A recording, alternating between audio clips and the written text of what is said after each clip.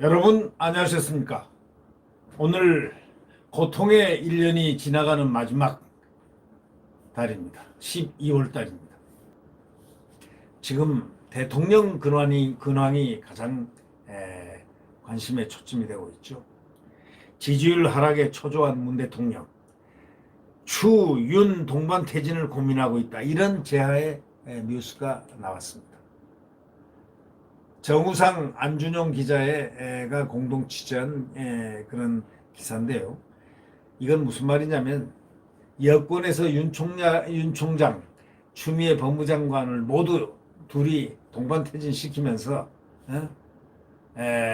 순차적으로 퇴진을 검토를 해가지고 한 사람, 두 사람 이렇게 해가지고 선 총장 후에 장관 교체하겠다라는 그런 설이 돌고 있다는 겁니다. 그게 검토되고 있다고. 선 총장 후 그거는 효과가 없는 겁니다. 검찰총장을 먼저 이걸 다 쳐냈다는 아무리 추미애를 100명을 쳐내도 효과가 없습니다.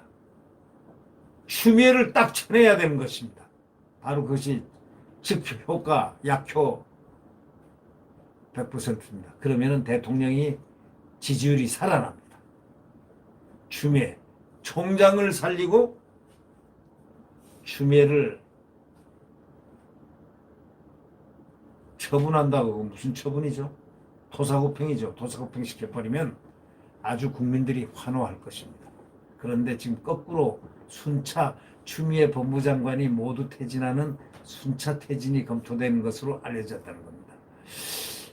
먼저 총장을 퇴진시키고 그 다음에 추미애를 퇴진시킨다는 겁니다. 이거는 효과가 전혀 없는 건데도 잘 수학들을 잘 못하는 모양입니다. 이 권력의 주변에 있으면은 그 수학이 상당히 한쪽의 공식이 빠뜨린 공식이 대입을 잘 못하기 때문에 이상한 결과가 나오죠.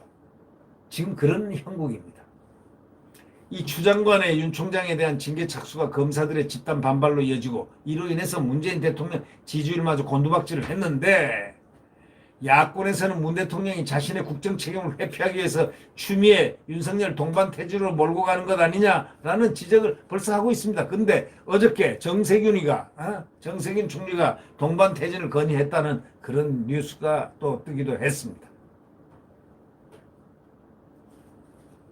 이 법원이 윤 총장이 제기한 직무 배제 집행정지 가처분 신청을 인용할 경우에 만약에 그건 맞다. 윤 총장이 제기한 직무 배제 집행정지 가처분 신청 맞다.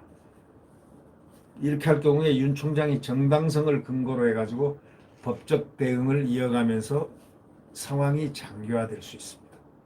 더불어민주당 핵심 관계자는 추 장관이 먼저 사퇴하는 것은 명분도 없고 가능성도 없다고 말했습니다. 그건 어디까지나 더불어민주당 핵심 관계자 얘기죠. 실제로는 추 장관이 먼저 나가야 명분이 서는 겁니다. 그리고 검찰총장을 내보내든 안 내보내든 그것은 그 추의 일입니다. 그건 대통령이 결심해야 될 부분이죠. 이 문재인 대통령이 11월 27일 오전 청와대 본관에서 열린 2050 탄소 중립 범부처 전략회의에서 정세균 국무총리, 노영민 비서실장하고 함께 참석하고 있는데 아마 이 중에서 얘기가 샬라샬라 하고 오고 가지 않았나. 정세균 국무총리가 문재인 대통령과 회동해서 추 장관 동반 사퇴, 윤 총장 동반 사퇴 필요하다는 의견을 냈다는 바로 그것이 그때 하면서 수시로 얘기가 됐지 않나 느껴집니다. 이 여권 관계자들은 정 총리는 문 대통령에게 윤 총장 징계 문제가 국정 운영에 큰 부담이 되고 있다. 또 징계 절차와 상관없이 윤 총장이 직무를 수행할 수 없는 상태를 자초한 만큼 자진 사퇴하는 것이 불가피하다. 이렇게 말한 것으로 알려졌습니다. 지금 이 정세균 총리도 이 총리를 하더니 말이죠. 외눈박이가 됐습니다. 외눈박이 한쪽만 보는 그런 시각을 갖게 돼가지고 윤 총장이 직무를 수행할 수 없는 상태를 자초했다는 겁니다. 아니 추미애를 비판을 해야 될 사람이 자기가 컨트롤 못하고 자기가 저 국무총리로서 장관을 갖다가 이렇게 다룰 수가 없었던 리더십의 부족함을 갖다가 한탄을 해야 될 분이 어떻게 해서 검찰총장을 비판하는지 도대체 이분들의 뇌구조가 참 이해가 저희들 뇌구조하고는 상판 다릅니다. 네. 정 총리가 직접 추장관 거취까지 언급하지는 않았지만은 국정 운영에 대한 부담을 거론한 것이 추 장관과 윤 총장의 동반사태 뜻으로 이렇게 해석되고 있다는 겁니다. 이에 대해서 문 대통령은 나도 고민이 많다 뭐 이렇게 했다고 대답을 했다고 어저께 언론에 많이 떴죠. 윤 총장도 이번 사태에 책임이 있기 때문에 자진 사퇴를 고민하지 않을 수 없을 것이라고 했지만 아니 윤 총장이 이번 사태에 무슨 책임이 있고 이 사태를 만든 사람이 책임이 있지 사태를 당한 사람이 무슨 책임이 있습니까? 추 장관도 함께 책임을 지면서 상황이 일단락될 수다 해서 이른바 출구 전략을 지금 세우는 모양인데 윤 총장은 나가야 될 이유가 하나도 없습니다.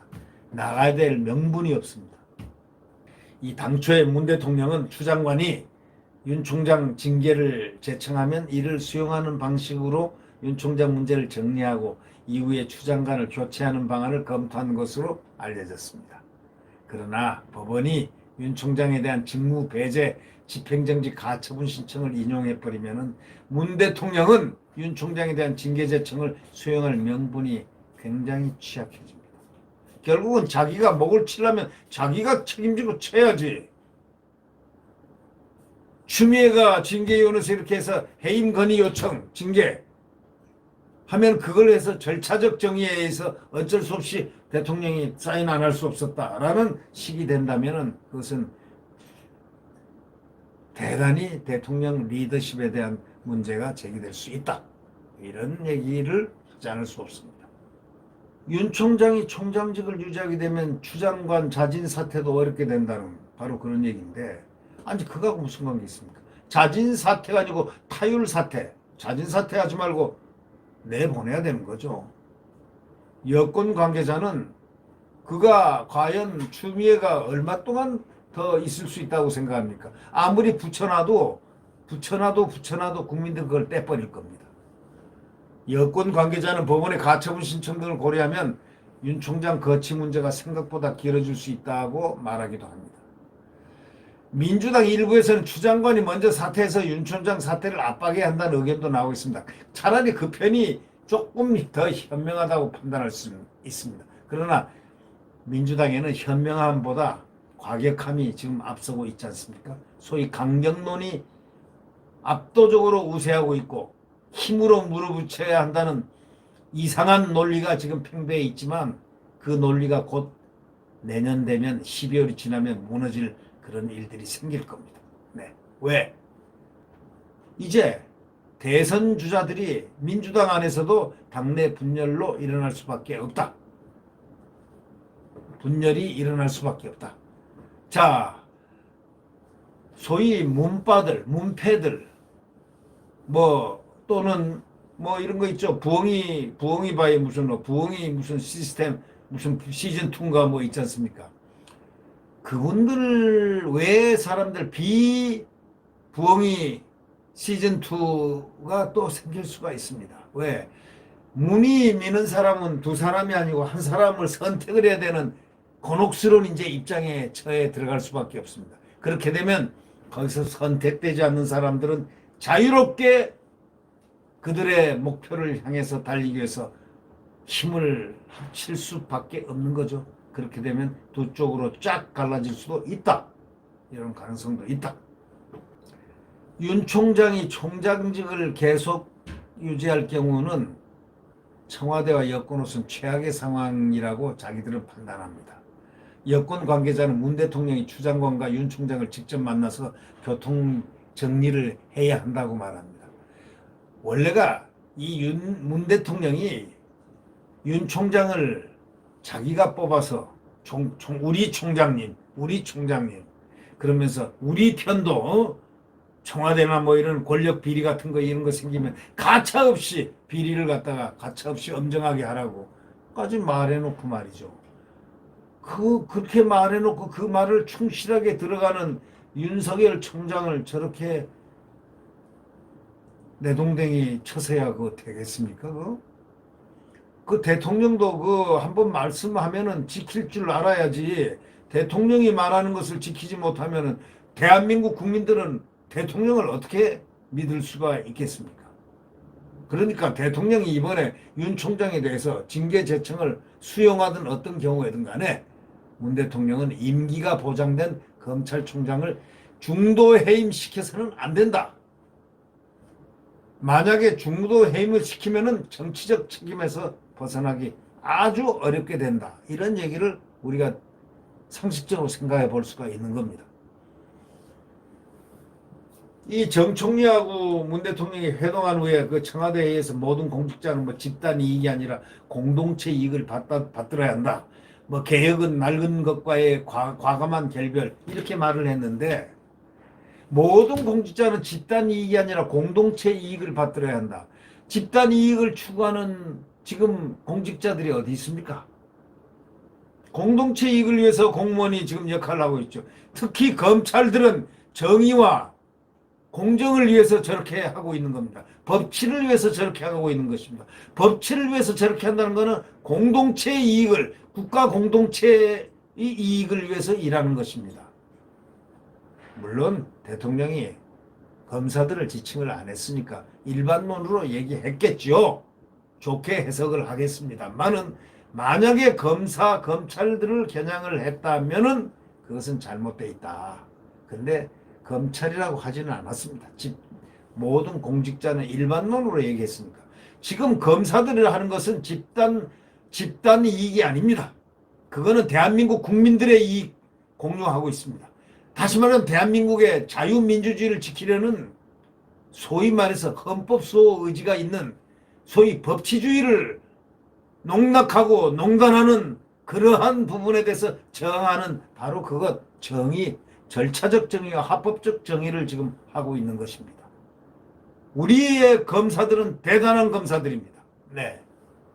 추장관과 윤 검찰총장을 직접 언급은 안 했습니다. 대통령이. 그러니까 제가 말한 뜻과 유사한 걸로 혼자 생각해 보겠습니다만은 그러나 윤 총장에 대한 경고 메시지로 해석된다는 일부의 그 언론의 그 분석은 그대로라면은 그는 대통령이 그렇게 해석을 만약에 했다면은 안 되죠.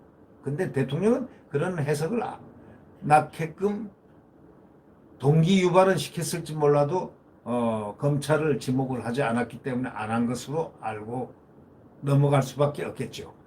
이 청와대 관계자는 검찰을 포함한 모든 공직자에 대한 메시지인데 있는 그대로 봐달라 했으니까 뭐 공직자 일반론으로 받아들여야죠.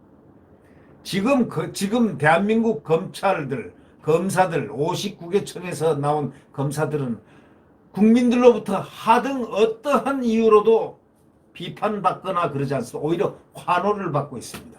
그 이유가 뭐겠습니까? 대한민국 그들은 법치주의를 위해서 지금 그들의 모든 것을 던지고 있기 때문에 같이 함께 가는 바로 그러한 모습이란 것. 이것이 바로 중요한 테이마입니다. 네. 구독 버튼과 엄지를 눌러주시면 감사하겠습니다. 내일 태양은 다시 떠오릅니다.